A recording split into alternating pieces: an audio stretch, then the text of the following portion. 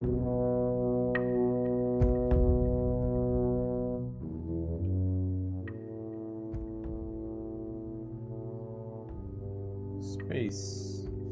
the final frontier. These are the podcasts of the podcast Enterprise. Its only mission to explore story structures, to analyze our favorite characters and plot lines, to boldly talk about what everyone has seen before.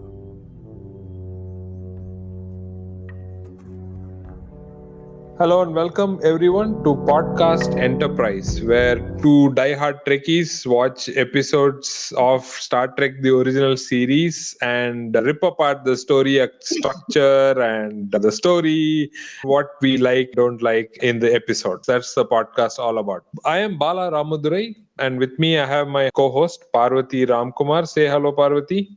Hello, everyone, and welcome to another episode of Podcast Enterprise and our discussion of the Apple. The Apple, yes. So very promising, very prominent brand among all of us. But however, this episode was a huge letdown for me. Yeah. Anyway, let's discuss that. Let's get on with the summary, Parvati. Oh, in this letdown episode of ours, we have the USS Enterprise orbiting a planet called Gamma Trianguli VI, and a landing party has beamed down on the planet's surface. This landing party has Spock, Kirk, and Chekov. There's a new character called Martha Landon, and a lot of red shirts, at least 3 or 4 of them, and McCoy. They go down to this planet, and it looks a lot like a peaceful garden paradise, except for the fact that the sky is a violent orange, but we shall ignore that for now. In any case, they're down there, they're examining this planet. The temperature is a very beautiful 76 degrees Fahrenheit. Everything is very temperate. There's a lot of greenery.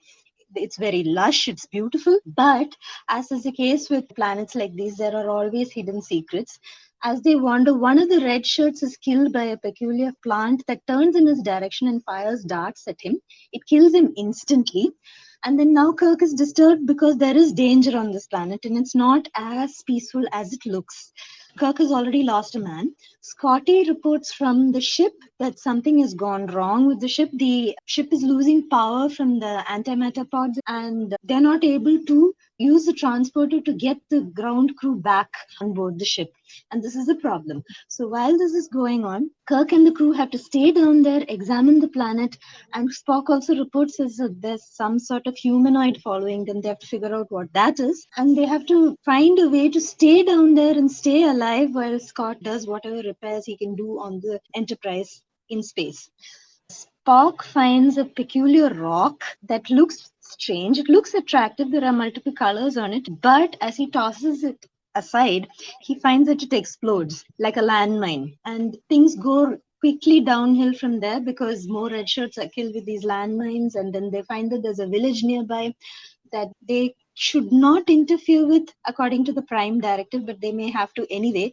They find the humanoid trailing them and Kirk gives him a punch which makes him cry for some reason. This humanoid is a strange looking coppery skinned person with white hair and a pair of antennas sticking out of his neck and a lot of war paint. This humanoid is apparently a speaker and a listener of some entity called Val, which controls the planet. And they also learn that Val can control not only the humanoids, but he also controls the weather and he can change it in the blink of an eye. Kirk and the crew, they go to this village. They find a group of very strange and childlike people who think Spock's name is very funny. They try to integrate with the people there, but it's very difficult because they are so childlike. There are no children there, so obviously there are a lot of things missing. It's feeding time for Val. They want to go and see what this Val is. Val is a stone snake head that's dozens of feet tall with a yawning, gaping mouth. The villagers of this planet go in there, give Val some sort of nourishment and keep it active. Spock finds that there are a lot of subterranean frequencies coming from under the planet's surface and it's spread out over a large area. So they come to the conclusion that Val is some sort of a computer. It is not only draining the Enterprise's power from down here, it has also kept the villagers in some sort of fugue for about 10,000 years, and there's been absolutely no change in that civilization for about 10,000 years. It's a stagnant civilization. And now, because of these outsiders, the villagers start picking up different more bold habits, like they have no concept of love or romance, and then they find Chekhov and the ensign kind of getting very friendly with each other, and then they try to mimic that, which makes Val very angry because he has forbidden all such interactions. He gives orders to Akuta, who is his listener, to have the landing party killed. But of course, these villagers have no idea how to kill anybody. They kill one red shirt because the red shirts have to be killed. One red shirt is killed. That's the last of the red shirts. So everybody else is not a red shirt. And the villagers look physically very strong, but they're absolute weaklings. They cannot handle any sort of pressure. Their temperament is childlike. So the landing crew of 4 or 5, they manage to overpower these people. They keep them in a hut, and then they go to Val to try and deactivate it. And Kirk, with a little technical know how and some wizardry, manages to get Scotty from the Enterprise to fire phasers at Val, forcing Val to drain all his energy trying to defend itself and then short circuit itself, which is a very short scene towards the end. Then they go back to the Enterprise and all is well. And basically, you have Kirk and McCoy, as usual, trying to rag Spock, who's naturally very confused because he does not understand human humor. The 4-act structure. The teaser starts with lots of red shirts and 2 landing parties loaded with red shirts. And apparently, I read it on Memory Alpha. This is the start of the red shirt killing phenomena. So this one has 2 landing parties. That's where it starts off, and people are describing Eden and how it is so great and how the planet is perfect and all that. And suddenly there is a poison dart plant which kills Hendorf and the Richard guy. And that's the end of the teaser, where Captain says, "Ooh, what a paradise this is, that it is full of danger." So first act starts with McCoy examining the dead body and trying to see what he can learn. While that is happening, Scotty has to report that there is some electromagnetic interference coming from the planet, and it is messing around with the antimatter pods in the Enterprise. They still don't know if that's the case really. The first act is a short one, and it ends with the transporter giving out. That is, there somehow something is inhibiting them from beaming back to the Enterprise, because Captain now thinks that this is too tough for them to hang out here, because Spock is attacked by the poison darts, and he thinks the only way to save him is to get him back to the ship, but they can't. They're stuck in the planet. That's the end of first act. Second act starts with Spock waking up because of his green blood. Somehow he survives, and there's some bit of humor there. And there it goes on about what this Val is, and we get introduced to Akuta, the antenna guy, and who's the spokesperson for Val, the snakehead. And at the end, we meet who's this guy, Val, whatever. He is nothing but a huge cave and resembles a snake and has green beady eyes with a yellow iris. I don't know. So that's when our first introduction to Val. Mm. Third act starts with Kirk and Spock knowing that there is, in a very sort of hard way, that there is a 30 feet radius where there is a force field and nobody can enter it. And then they get to know that this cave can actually get hungry. And it's quite a long third act, and there's lots of things happening, and we'll discuss that in detail. And eventually it turns out that these outworlders are a bad influence, or Val decides so, and Kuta and his entire gang is going to smash the heads of the landing party. They show it in graphic detail how they're going to smash their heads. So that's how the third act ends, with us seeing a fruit smashed to pieces. And fourth act is the landing party debating whether to violate the Prime Directive. And this is the first time we hear of the Prime Directive. They initially call it a non-interference directive, but eventually I think later in Star Trek, they start referring to it as the Prime Directive. Whether to violate that, they have violated this Prime Directive in the past in that planet where Landru was, Yeah. with a similar situation, but never called it this. and there they have it. Also, there are some time deadlines. Thanks to Scotty, he is fired and rehired and fired and rehired, and so many things happen to his job. Poor guy, within a few hours. And the fourth act is about being vanquished, and they end with all the fruits on the trees and everything back, and good and evil genesis, whole bunch of stuff happens. And then there's a joke on Spock and Kirk and Satan, and that's how this episode thankfully came to a good end at the end. So that was my fourth act, and I was very happy that it got over. So what do you think about the apple? I I'm so confused with this episode. I so basically what you have is a kind of dumb machine which is supposed to be very intelligent, but it's quite dumb, as you can see. That has no sense of balance. It is attempting to control like what about a dozen people on this planet and keep them as slaves.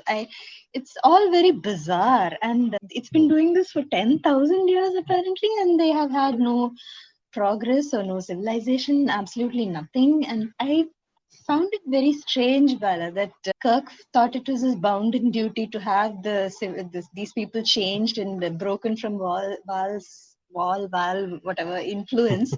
They seemed quite happy. They're grinning all the time. Why would you want to interfere? I don't understand why he'd want to do that. And what was the significance of those plants throwing poison darts at everyone? Was that also some of Val's creations? I don't know.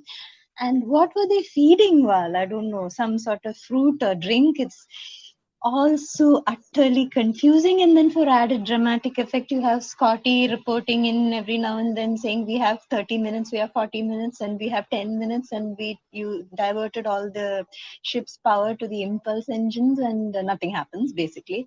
And all it took was firing the phasers at Val to destroy it. That's it. Because from what Spock was saying, I thought it was a subterranean network of machinery. So Right. the what you saw on the surface, the snakehead, I thought that was just a representation of what was actually under the planet's surface. Even if you do fire at that, the rest of the machinery is underground, so it would work. But it seems like the scriptwriter or whoever got tired of their own episode and decided to just finish off Val with the snake head on top. I'm not convinced either. I think this is a blend of this side of paradise episode Yeah, with the return of archons, and to that they have added this whole religious commentary about true. Eden and Genesis and all that. Yeah, Yep. the Satan part of it, I think that's the symbolism in the snake head, I It think. could be. Yeah, that struck So me. Yeah, that is it. I think they were trying to be very clever with this one. I think it just they wanted to have the commentary in there, but Yeah. suddenly somebody decided, no, let's all make it very explicit from the teaser on. It was a clever idea gone completely wrong. Somewhere some corporate machinery came in and sort of bulldozed the original idea. That's my take on Yeah. how the story became what it is, It because is, yeah. we have seen this premise before. It's not True. new to Star Trek that Yeah. a civilization is under a machine's influence for Yeah. 10,000 years. So, Return of the Archons is so exciting. You're wondering what's going to happen next. The stakes are Mm, upping. This is not very different in structure per yeah. se. But where it got totally wrong was to place the commentary on top of the story. It should be Mm, under, where we yeah. should not even know that they're actually giving a commentary. It should be at that level. But Yeah. here, like the subsurface vibration, Yeah, it is at all. times it was out. It was sometimes it was in. They're showing these Hawaii like people who are like the natives. They're calling them, and Yeah. simple people, and so I I must that's why it was say, messed up, I think. yeah, I think my favorite scene was probably Kuta getting punched and him crying. I wish they'd done that more often. And I liked that. I'm already into the like section, I guess. So I like the volume control thing painted on his cheeks there. And I wish if it had worked, that would have been awesome. Oh, Val wants to mute you. Beep. Yes, And you're please. done. Yeah, turn him off. I was quite utterly confused with this episode, and you also have some very bizarre, out of place things like what is the Hmm. point of Val attempting to create a force field around the Enterprise? Yeah, He, correct. it seems as confused as you are as a viewer. So Val is just, it seems like he's just casting dice and then deciding what to do next. And all of the actions are quite random. Is there Yeah, a philosophy in Landru's case? It was yeah, clear, right? There right, is an exactly. order in the society and it has to be maintained at all costs. But Exactly. here is that simplicity, Ah, is that so and that has to be maintained like this. That love is forbidden. ah. Is that a take on the hippies? What's going on? There's so many. I guess they just try to go in so many directions at the same time that True. got all muddled up. And it's That, also very yeah. surprising that this thing, Val, with what Spock says is a rudimentary intelligence, is to keep going for 10,000 years, whereas a wonderful Landru could only stay for 6,000. Power wise, it's incredible because it Yes, can take a starship down. I mean, it almost did, right? Till it they almost realize, did. oh, all it took was a couple of phasers and you're done. Right? So, Yeah. That's it's quite strong in one sense, but very, on the yeah. other hand, it's rudimentary according to Spock. Not sure what's really going on there. So, and it has to be charged every 12 hours. But looks like it eats, quote unquote. It's quite surprising to me how it carried on. For so long. I found it strange when it attempted to attack the enterprise or hold it together and drain the. What is the purpose of draining the enterprise's power? Did it want the power for itself, or was it Huh. just being coy, or it was just trying to scare them? What was it doing? I don't think it knew either what it was doing. And how does it sustain itself? Because you say feeding time, we did see the feeding times of all of these people going into Val with bowls of fruit. I think they're offering it fruit. Yeah. So it's Yeah. been surviving on fruit for 10,000 years And it has that incredible power to bring down a from starship. That's fruit. unbelievable. I think somebody should examine those fruits. Maybe they're radioactive. From the word go, that's why is it against the landing party? I mean, it's taken out. The flowers are clearly pointed at the people, and they were fired. Yeah. Darts were fired. It's a landmine, and there's so many things. Is that supposed to keep the villagers safe from outsiders? So, what's really going on? It's so many unanswered questions for me. True. And it also decided to change the weather and have Spock attack with a lightning bolt. So Right, it seems it's quite unstable. At one time, it's in a very good humor, and at other times, it wants the villagers to take those stick branch thing, whatever it was, and bash their heads in. I, it switches very easily from absolute pacifism to extreme violence. How did it keep the villagers enthralled to it? Because it doesn't seem like it used any sort of telepathic control over them. They were quite free as they were. They were right. childlike, but they were Hmm. free in every other way. All they had to do was follow some directives that it gave them, feed it. But other than that, I don't see them being held against their will. So, what was Kirk's motivation for deciding that this is a stagnant civilization that has to be rectified? No, what would have been amazing was this Akuta guy. Hmm. They should have shown at the end. That would have been a nice twist. That Val was just actually the hands and power that Akuta actually controlled. It should have been the Yeah. other way around. So that would Yeah. have made it exciting. So now Akuta has Yes. been stage managing the whole thing. He's been wanting to control the entire society and make them dance according to what he wants, Yeah. and That would have then made sense. that would have been Yeah. really more exciting than this machine trying to do this. So us But versus yeah, machines is Akuta, he shattered all illusions when he got slapped and then he burst he into started tears. crying.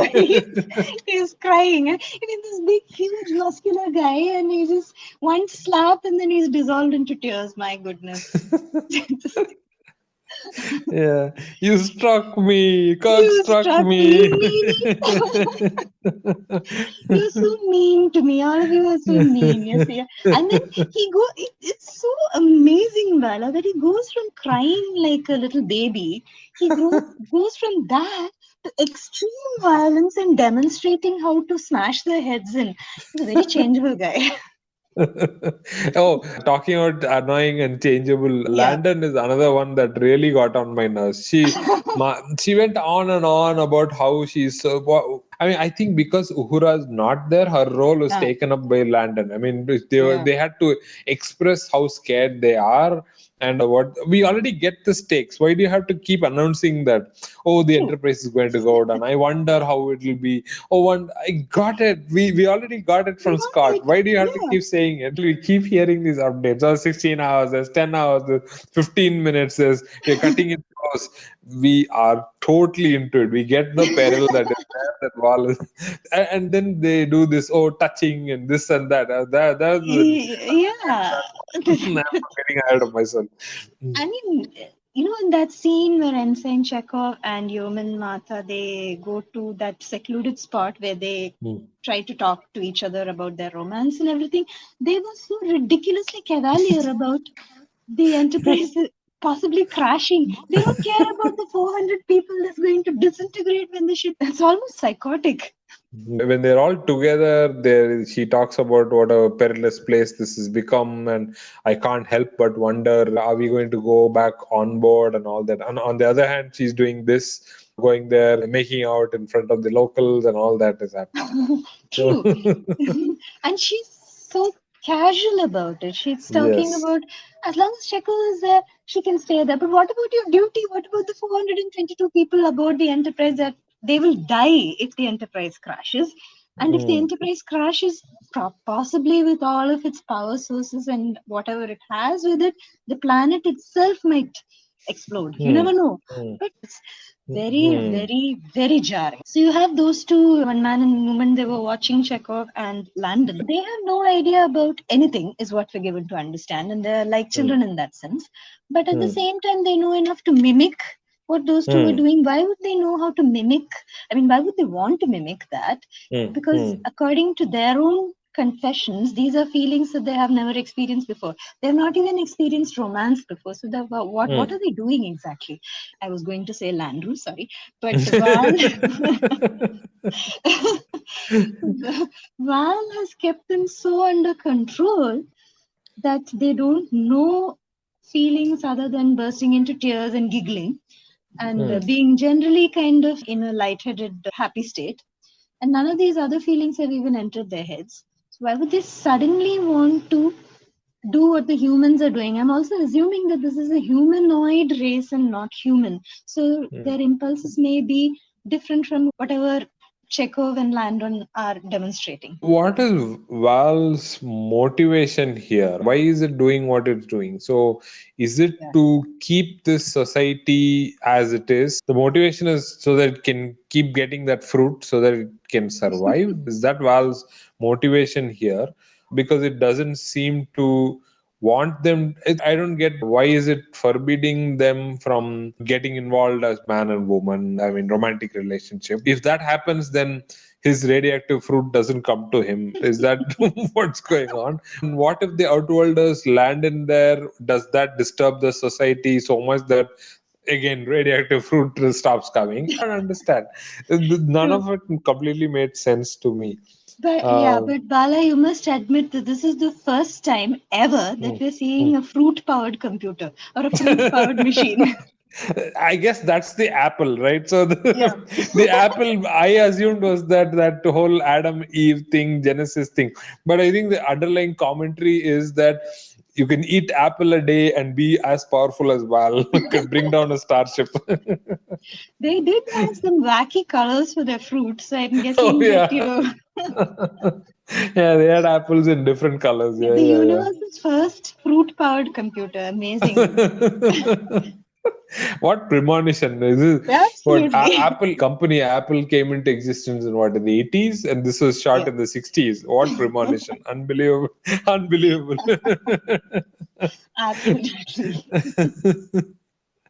Oh my God. Reserves are so poor that he has to be fed regularly, or he kind Oh of yeah. gets even more cranky. I mean, he's already cranky, but he will get even more cranky without his fruit and his drink. Hmm. A bizarre machine. I'd like to see the people who designed it.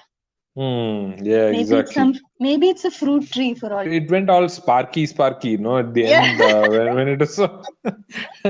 So I don't know. He says it's simple machinery, but it's still all sparks there, and And it nice just glowing went eyes, off. very attractive. Oh He yeah, has it went promise. off poof in one. All it And took was a couple of phaser shots at it and done. It's yeah, it's that's done. it. And what about all its subterranean machinery? It seems to be very inefficient. I mean, first of all, Yeah, you just fire at the snakehead and poof, it's gone. And then, yeah. yeah, and then you don't feed it fruit and then it gets cranky. And Kill those people. They're not letting me have my fruit. yeah, they didn't let me get my orange this morning. I'm angry. Oh wow. I like the buildup of it. So let's Yeah, talk about the pluses also. I know there's so right. many things that are wrong there. Yeah. The buildup of it, as in what's really going on, what is the Mm, mystery behind with the pod firing plants and the rock being so crazy. yeah. So that was all building up to be a nice thing, right? So there's Yeah, lightning true. and all that. Those things, and we still don't know what's wrong with the ship in the first act. It starts off Yeah. being a minor issue, and they're joking about it, saying, "Hey, you better get onto it, put your team onto it," and all that. Kirk True. says so. Yeah. All that is great. Spock being attacked, just like in Operation Annihilate, that's also Mm, good. So that gets a personal angle to the whole thing for Kirk, also saying Spock is yes. attacked. From second act onwards is when problems start with this story. One of the biggest problems I found with this episode is that you have the mystery of things like the Hmm. landmine rocks. You have the Hmm. mystery of, let's say, the lightning attacks. Hmm. Because what is the motivation exactly for that? It's a mystery. And then you have Hmm. those dart throwing flowers. Just something else that struck me was, why are those people so physically fit but mentally so fragile? Those are mysteries, but by the end of this episode, they're still mysteries. That's a problem. Hmm. Nothing is Yeah. explained. Everything is as is. So you are as confused as you are at the beginning, at the end. So he sort of, I mean, hints at the fact that you'll have to be all on your own. Very Yeah, similar to the Landru episode. I keep referring to that because it's yeah. Return of the It is Archons similar. is the Yeah. closest. So Mm, but there the closure was that they leave a sociologist behind so that they can guide the society into normal growth and all mm, that. yeah. Whereas here we hear something like that. I forget what he says at the end. Kirk says something at the end saying, "You guys will have to beam down here to do something." They start off very well, but the motivation is what was missing in this completely. And you're right. Why are these people exactly the way they are, physically fit but mentally immature, so to speak? Mm. And what's really going on? So that's something that's not very clear. It's very unsatisfying. By the time you get to the end of it, you're just in a muddle of, you're just confused. And Hmm. I'm even the joke at the end didn't quite land for me between the three of them, between Spock, McCoy, and Kirk. It might have Hmm. been humorous, but by the time you get there, you are so exhausted with everything and trying to figure out what is happening that it makes no sense. Something very peculiar that I found is also Kirk trying to impose his human values on this alien race that doesn't seem to care. They're quite happy, as Spock says. Right, right. You could have left them alone. I mean, it doesn't look like Val was doing any harm as such. He was keeping them quite okay. I mean, they were happy. They had food, they had shelter. They're happy Hmm. with whatever lives they had. True, there are no children, but how do you know that that alien race is capable of children? Maybe it's the last of some race. We don't know why Val kept them the way they are. So Hmm. without investigating any of that, he just decides to short circuit Val and get on its nerves. And Val also is not a very intelligent entity by trying to bring down the Enterprise and then lightning striking everybody and Hmm. using force fields to throw poor Spock several feet backward. Hmm. Everybody is lacking in judgment and everybody is behaving a bit like an idiot here. Hmm. including. Actually, I'm going to Mm, draw a parallel, unthinkable parallel here, which is the movie Avatar, right? So ah, let's call okay. this Pandora Ah, instead of Trianguli 6 or 7 or whatever. Here are the natives who have their own ways. They are yeah. primitive from an outsider perspective. Mm, And mm, these sky people land, for example, but the sky people are not after anything, right? That's true. where I think the conflict sort of fell flat here. Ah, Here, Kirk and Spock are just on a routine mission. They're just here to investigate what. Does he actually explain why they're there? Just to investigate something? Or no, they don't yes. say that. No, they The did first say that it Captain was Log. to investigate, and then Kirk also said that it's not very important. It wasn't Right. a So very it important could plot. actually it Yeah, could have given this planet a miss. So it was yeah, that kind of a mission. So true. basically there's nothing at stake for the Enterprise. Yeah, And if Pandora slash Triangle were left alone, mm, nothing would have really changed. So true. there's motivation for neither side to have any change actually. So to me that's where the difference is, that if you compare Avatar with this, it is Yeah. there is no motivation for the sky people from this planet, and for the planet people to do anything with the sky people. That's why probably James Cameron said that, oh, I can improve this story, I can make it much better than what this is, because there is some clear contradiction, which is society which seems to be stagnant from an outside perspective, but for people inside, and the planet is taking care of them.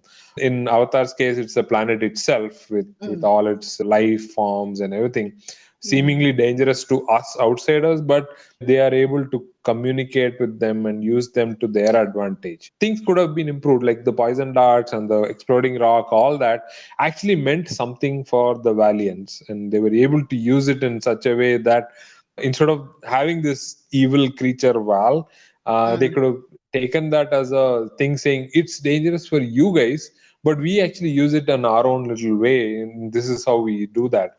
That could have also been more interesting.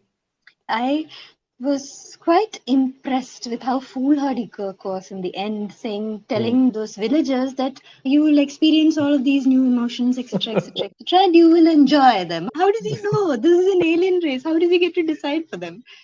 And how Yeah. do you know that they're not going to just kill each other because now you have taken away that one focus of power that they had? You have Hmm. destroyed it, and they're still grinning. I don't think there's much hope for them. Right. From here, maybe Yeah. now that they know how to smash people's heads, I want that apple that this guy has, and I like the green one rather than the orange one. What is he going to do? Take that fork thing and smash that guy's head Smash out. his head in. It's True. That's all they need to do. And just hit them over the head and take it. That's it. And they can grin while doing it because it's all so funny, like Spock's name. Everything is very yeah, funny. yeah, he yes. might he might have unleashed something very dangerous, I think, Kirk. Yeah. Okay. Actually, that Avatar comparison did not come to me early on, but I think that that's a Ah, parallel right here. yeah. Well, because the entire story seems to be diverting us to this whole Genesis, good, evil, and social Mm, evolution, that kind of a argument, rather than something that can genuinely lead to. The part that I liked was that Kirk was so concerned about his decision for staying on is putting yes. 400 people at peril. At So risk. that was one good part about this entire Yes. episode. Mm. True. So, He was very concerned about it. And when he lost those red shirts, he was able to show so much distress, hmm, which was very nice to see. And he was also talking about one of them and his family and how they helped him get into the right. academy. Those are all Yes. very nice moments. I think that was very well done. We can straight away get into likes and dislikes because there's nothing more in this episode anyway. So Kirk's character, Ah, Spock versus McCoy was a bit off for me, but because yeah.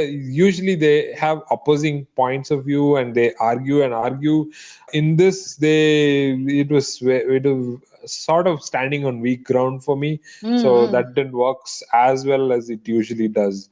So the problem solving part of it was all right, but it just, like you rightly pointed out, it went fizzled out at the end because all it Yeah. took was one phaser fire, and that was it. I also believe that Kirk was a little unreasonable with Scotty, telling them that he'll fire him. And I mean, I understand the pressure, but everything was so confusing, even for Scotty up there. And then Kirk from down here tells him that he's going to have him fired. It was very unreasonable, but it worked, I guess, Right, right. eventually. I think this Yeah. one in Immunity Syndrome they use the same thing where they throw everything and the kitchen sink into it, and finally Mm. it helps them in some sort of way. So here it seemed to just distract us, that whole energy sequence thing that they were doing, and it bought them an hour's time. So it is more a distraction than put us on the edge. So that didn't work for Yeah. me. Whole trying everything I can to keep the Enterprise up there, but still it didn't work. I think that what they were going for was at the end, if I can now, Kirk has no option but to pull the plug. That's the only thing. Otherwise, I'm totally for Prime Directive, is what he says. I believe that a lot of that was added for the dramatic effect, but Hmm. the way it was presented, it just turned out to be a little annoying at times Hmm. and Hmm. not as dramatic as it should have been. It's also a rehashing of a lot of ideas. Hmm. Having this much time, I'll get it fixed 3 minutes before it happens, and then I will see if I can fix everything else within that 3 minutes. Yeah, it didn't quite work. There was too much Yes. going on, and it was a Right. bit confusing with everything else and the fruit. So, Hmm. yeah, that's Hmm. basically it. Yeah, this was the episode. For me, this was, well, so many things that didn't work, that I don't know. Yeah, first of all, this making it a snake thing and the religious hippie commentary, over the top commentary, could have been quite subtle, and it would have Mm, been nicer, because that's the yeah, usual Star Trek way, is to true. keep the commentary buried so that we see the story and then you realize, this is what, this could be this commentary. So here it just did not work for me. This is not a typical Star Trek episode in that respect. What I appreciated was Kirk's feeling for his decisions, and a little bit of banter, I think there was. And Yeah, of course, my favorite pet hate, fist fight for no reason. They had to make the Valiants learn to kill and kill these guys. yeah. That that I was wish definitely. all the fistfights were like that first encounter. Slap him and he bursts into tears. I liked it. It was very nice. One thing about that fistfight, Bala, Yeah. the yeoman, she was very good Oh, at hand-to-hand combat, oh which was quite yeah, yeah. unusual. She was very She good at kicked that. butt. Yes, Oh she kicked. yeah, she did. She literally kicked that guy, right? Yeah, she did. That that was that was refreshing. yeah, that was Yeah. refreshing, rather than just using the women for screaming and saying, I am True. scared," or I'm I so am. glad. Yeah, I'm so glad that she wasn't a damsel in distress and she actually got out there and put them in the place. That was amazing. I like that. Yes, yes. And she wasn't fighting a woman. She actually Yeah. subdued two men, I think, if I'm not wrong. Huh, she Right? did. So that was the only saving grace, according to Yeah. me. Yeah, if I had to sum up what I dislike about the whole episode, it was the whole episode. Exactly so. Basically, what I disliked was everything. All right. So, if the screenwriter were to appear in this Ah, episode podcast, yeah. what would you ask them to explain or change? Please rewrite the whole thing, pretty please. I'm so confused with this.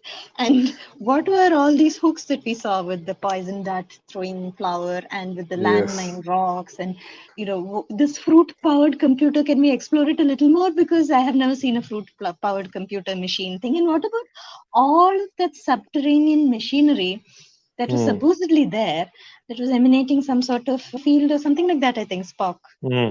talks about it, Yeah. but that isn't addressed again. And you just fire at the snakehead. You don't even destroy the snakehead. You just fire at it, and the Hmm. lights wink out, and that's it. That's it. It Yeah. was that simple. And basically, I also found it a little bit disturbing that they were imposing this idea that humanity is the savior of the universe, and whatever humanity thinks it's the greatest. It's a sort of colonial trope, I think. And it was a Hmm. little bit uncomfortable that the natives of that world are not intelligent enough to manage themselves. They are happy with that with that fruit-eating computer. They should have just let it be instead of interfering and then throwing them into some sort of chaos. So maybe, yeah, rewrite the whole thing. What about you, Bala? Yeah, I think that this episode didn't have been there, but on the one hand, I think of it like that. But on the other hand, in the course of this podcast, I figured out this is probably the core of the Avatar, the multi-billion-dollar Mm, blockbuster. So who knows? Maybe James Cameron was inspired by this, and there was some good which yeah. came out of this. So It has in potential. Yeah. yeah, that way the screenwriter was brave enough to put it out there in spite of the fact that they thought they were attempting something. Yeah. So kudos for that. But it And needs a I major rewrite.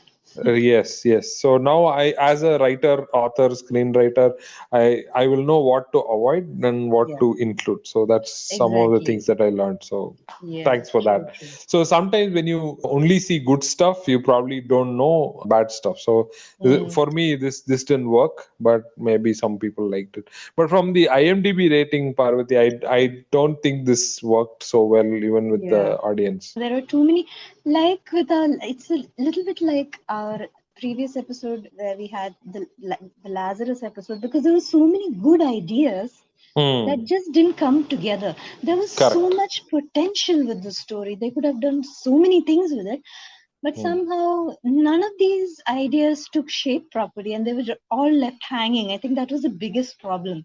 If they had Hmm. somehow tied up some loose ends or stuck to some ideas and made those the primary focus instead of trying to put everything out there, it might have Hmm. worked better, because there are a lot Correct. of good ideas here. Right, right. Yeah. Yeah, that is the trouble. That there were so many good ideas and they made a big mess of the putting it into work together. Yeah, That's I think the true. movie parts didn't come together very well.